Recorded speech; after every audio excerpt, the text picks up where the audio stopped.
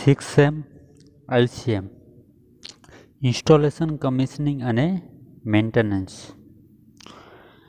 આજે આપણા આ સબ્જેક્ટનો ટોપિક છે ફેઝ સિક્વન્સની ચકાસણી. તો આ લેક્ચરમાં તમે બધા ધ્યાનથી સાંભળજો અને કાંઈ પણ ડાઉટ હોય તો તમે કમેન્ટ બોક્સમાં લખજો, બરાબર? તો ફેઝ સિક્વન્સની ચકાસણી. પહેલે તો ફેઝ સિક્વન્સ એટલે શું એના વિશે આપણે અભ્યાસ કરશું કે ફેઝ સિક્વન્સ એ શું છે અને એનો ઉપયોગ કઈ જગ્યાએ થશે એના વિશે પહેલે આપણે અભ્યાસ કરશું અને એ ચેક કઈ રીતે કરવાનું એના વિશે પણ આપણે અભ્યાસ કરશું, બરાબર? તો ફેઝ સિક્વન્સ ક્યાં આવશે? તો ધારો કે આર, વાય અને બી ફેઝ છે.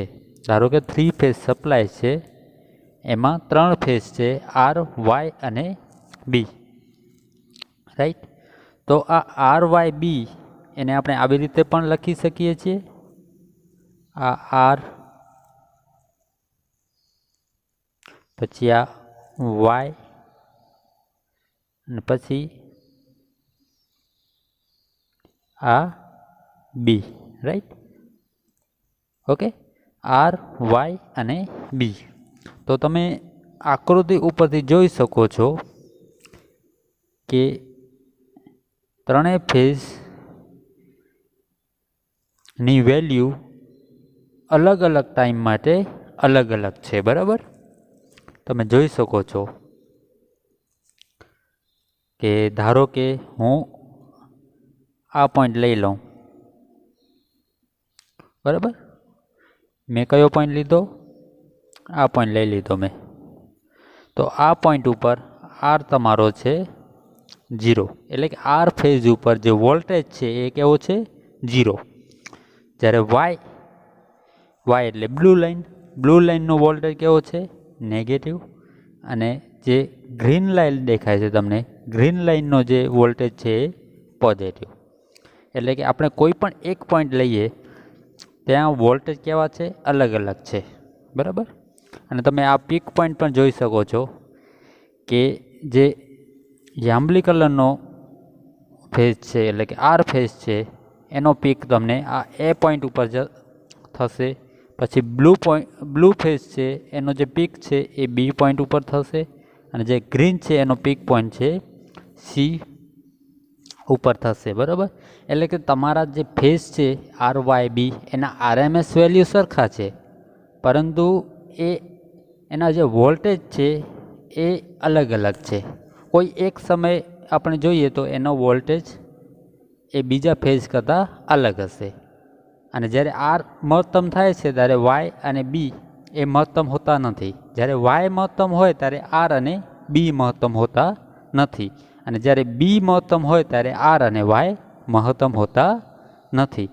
તો આપણે જોઈ ગયા કે આર, વાય અને બી એ ત્રણેય ફેઝ છે અને ત્રણેય એ અલગ અલગ એટલે કે કોઈ એક ટાઈમ લઈએ આપણે તો કોઈ એક ટાઈમ માટે એ ત્રણેય ફેઝની વેલ્યુ કેવી હોય? અલગ અલગ હોય, બરાબર? તો આપણે આ શીખી ગયા કે આર, વાય અને બી છે એ ફેઝ છે અને એની વેલ્યુ એ કોઈ એક ટાઈમ માટે અલગ અલગ હોય છે, બરાબર? હવે આપણે ફેઝ સિક્વન્સની ચકાસણી શું કામ કરીએ છીએ? તો એનું કારણ છે કે જ્યારે આપણે જનરેટર હોય એને કોઈ બે જનરેટરને આપણને પેરેલલમાં જોડવું હોય ત્યારે ફેઝ સિક્વન્સ ચકાસણીની જરૂર પડે છે. અથવા તો જ્યારે બે ટ્રાન્સફોર્મરને આપણે પેરેલલમાં જોડવું હોય તો આપણને આ ફેઝ સિક્વન્સની ચકાસણી કરવાની જરૂર પડે છે. હવે શું કામ પડે છે એ આપણે જોઈએ કે ધારો કે આ આર, વાય અને બી, આર, વાય અને બી ફેઝ છે. ધારો કે આ ટ્રાન્સફોર્મર નંબર 1 છે, આ ટ્રાન્સફોર્મર નંબર 2 છે અને આપણે આવી રીતે જોડી નાખ્યા, આર ફેઝ, પછી આ વાય ફેઝ અને આ બી ફેઝ. હવે આપણે ધારો કે આ ટ્રાન્સફોર્મર 2માં જ્યાં આપણે આર જોડ્યો હતો ત્યાં આપણે વાય જોડી નાખીએ, અને જ્યાં વાય જોડ્યો હતો ત્યાં આર જોડી નાખીએ. તો થાય શું કે એમાં એવું હોય કે તમારા કોઈ એક ટાઈમ માટે, એટલે કે તમે આવી રીતે ફેઝ સિક્વન્સ સાચી ન કરો તો તમારા જે ટ્રાન્સફોર્મર છે ત્યાં શોર્ટ સર્કિટ થાય. બરાબર, શોર્ટ સર્કિટ થઈ શકે. અહીંયા કારણ આપેલું છે કે 3 ફેઝ અલ્ટરનેટર કે 3 ફેઝ ટ્રાન્સફોર્મરને સમાંતર ચલાવવા માટે ફેઝ સિક્વન્સ ચેક કરવી પડે. જો ફેઝ સિક્વન્સ બરાબર ન હોય તો ઘણો શોર્ટ સર્કિટ કરંટ વહે છે.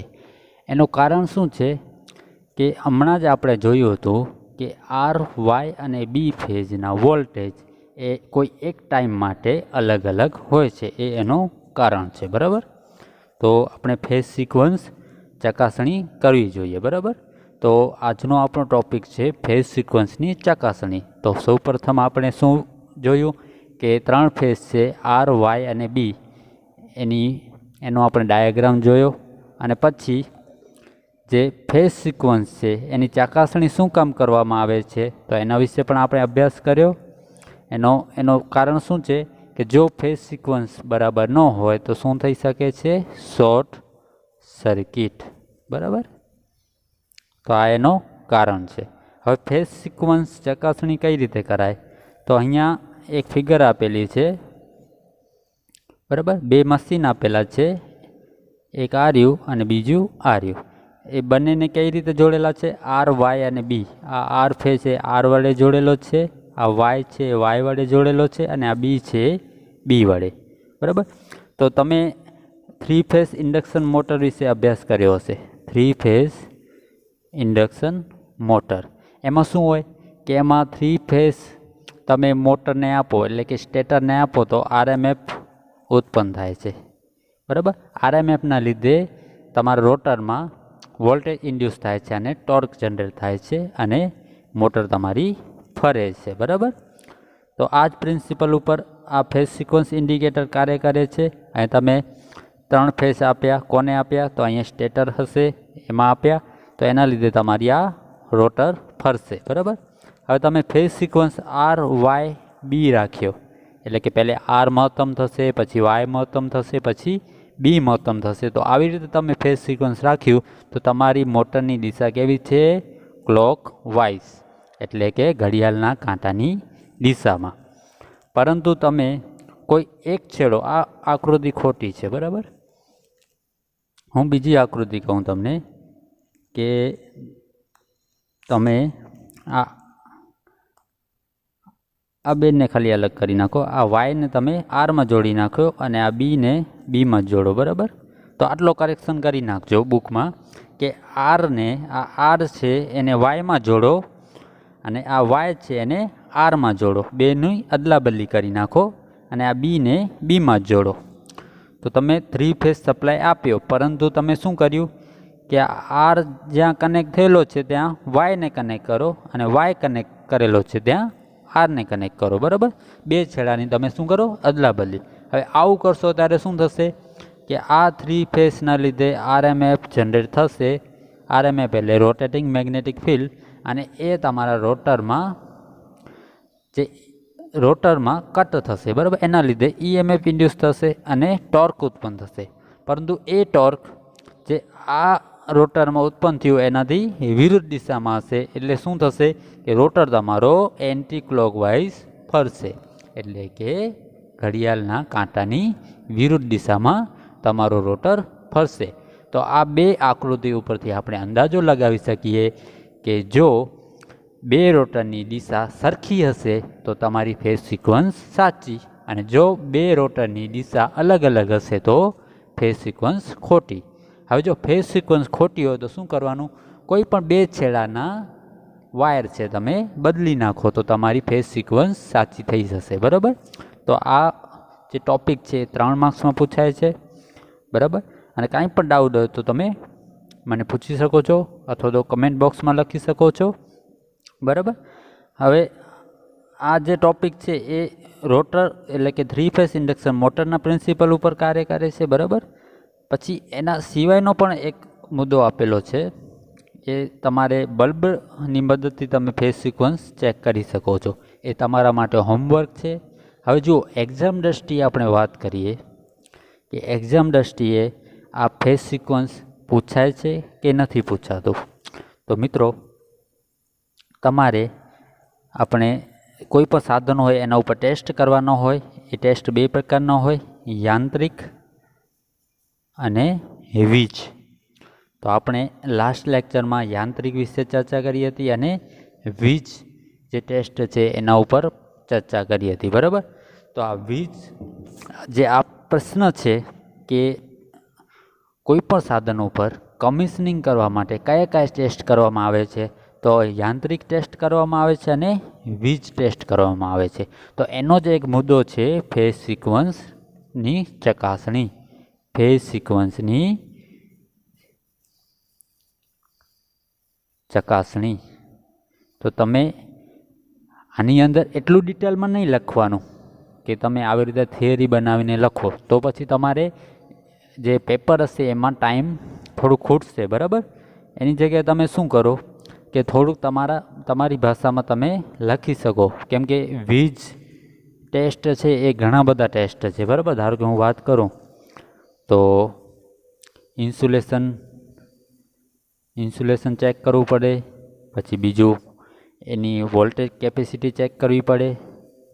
પછી નો લોડ અને લોડ ઉપર જે એના ઉપર અમુક ટેસ્ટ થાય, ધારો કે એફિશિયન્સી છે, વોલ્ટેજ રેગ્યુલેશન છે, ટેમ્પરેચર વધારો થાય છે એનું પણ ટેસ્ટિંગ કરવું પડે. એવી ઘણી બધી ટેસ્ટિંગ છે એ બધું લખવું પડે, બરાબર. તો તમે આ ફેઝ સિક્વન્સ વિશે ઘણું બધું લખી નાખશો તો પછી પેપરમાં ઘણું બધું સમય જોશે, બરાબર. તો એટલા માટે તમે શું કરો કે ફેઝ સિક્વન્સ જો આની અંદર પૂછાણી હોય કે વીજ ટેસ્ટિંગમાં પૂછાણી હોય તો તમે તમારી રીતે જે રીતે તમે શોર્ટમાં લખી શકો એ સારું, બરાબર. હવે પછી જો અલગથી પૂછાય કે જીટીયુમાં 3 માર્ક્સમાં પૂછાય છે કે ફેઝ સિક્વન્સની ચકાસણી સમજાવો, 3 માર્ક્સમાં પૂછાય છે, ત્યારે તમારે શું કરવાનું? ત્યારે તમારે આ જે ફેઝ સિક્વન્સની ચકાસણી શું કામ કરવામાં આવે છે એના વિશે પણ લખવાનું. કે શું કામ કરવામાં આવે છે કે લખવાનું કે જ્યારે 2 સાધનો પેરેલલમાં જોડાય એટલે કે સમાંતરમાં જોડાય ત્યારે શું થાય કે તમે જો ફેઝ સિક્વન્સ સરખી નહીં કરી હોય તો શોર્ટ સર્કિટ થાય. શું થાય? શોર્ટ સર્કિટ થાય. શું કામ થાય? કેમ કે આપણે જોઈ ગયા કે કોઈ એક ટાઈમ માટે તમારો વોલ્ટેજ કેવો હોય? વોલ્ટેજ અલગ અલગ હોય. ક્યાં અલગ અલગ હોય? તો ફેઝ ઉપર, બરાબર. તો તમે આ રીતે લખી શકો. અને ફેઝ સિક્વન્સ એ કયા સિદ્ધાંત ઉપર કાર્ય કરે છે? તો એ કાર્ય કરે છે 3 ફેઝ ઇન્ડક્શન મોટર. હવે 3 ફેઝ ઇન્ડક્શન મોટરનો આપણને પ્રિન્સિપલ ખબર છે કે તમે 3 ફેઝ આપો તો RMF ઉત્પન્ન થાય છે. હવે ઘણા બધા મિત્રોને એ પણ નહીં ખબર હોય કે RMF એટલે શું. તો RMFનું પૂરું નામ છે rotating magnetic field. Rotating magnetic field. હવે એ શું છે? તો તમે ઘડિયાળને જોઈ લો. ઘડિયાળમાં કાંટો હોય, બરાબર. એ શું ફરતો હોય? આવી રીતે ફરતો હોય. તો રોટેટિંગ મેગ્નેટિક ફિલ્ડ પણ આવી રીતે ફરતી હોય, જે અચળ ફ્લક્સ ઉપર ફરતી હોય. અચળ ફ્લક્સ છે. ધારો કે 3 ફેઝમાં 3/2 φm. φm એટલે મેક્સિમમ ફ્લક્સ, બરાબર. અને 3/2 એટલે 3/2. આટલી વેલ્યુ, ધારો કે φm 5 હોય તો તમારી વેલ્યુ કેટલી થઈ જશે? 5 × 15 ને ભાગ્યા 2 એટલે 7.5 ફ્લક્સ ઉપર એ રોટેટિંગ મેગ્નેટિક ફિલ્ડ ફરશે, બરાબર. અને ફરશે ત્યારે શું કરશે? એ રોટરના જે કંડક્ટર હશે એના વડે કપાશે. અને કપાશે એટલે તમારું વોલ્ટેજ ઇન્ડ્યુસ થશે. શેમાં ઇન્ડ્યુસ થશે? રોટરમાં. અને રોટર કેવું હોય? રોટર હોય ક્લોઝ સર્કિટ. હવે તમારો વોલ્ટેજ રોટરમાં આવ્યો એટલે એમાંથી શું પસાર થશે? કરંટ. આ કરંટ પસાર થશે એટલે એના ઉપર ટોર્ક લાગશે. હવે ટોર્કની દિશા એ કોના ઉપર આધાર રાખે છે? આરએમએફ ઉપર, કે તમારી આરએમએફ કઈ રીતે ફરે છે એના ઉપર આધાર રાખે છે. બરાબર. તો મિત્રો આજનો આપણો ટોપિક હતો ફેઝ સિક્વન્સની ચકાસણી. જો કાંઈ પણ ડાઉટ હોય તો તમે મને પૂછી શકો છો. Thank you.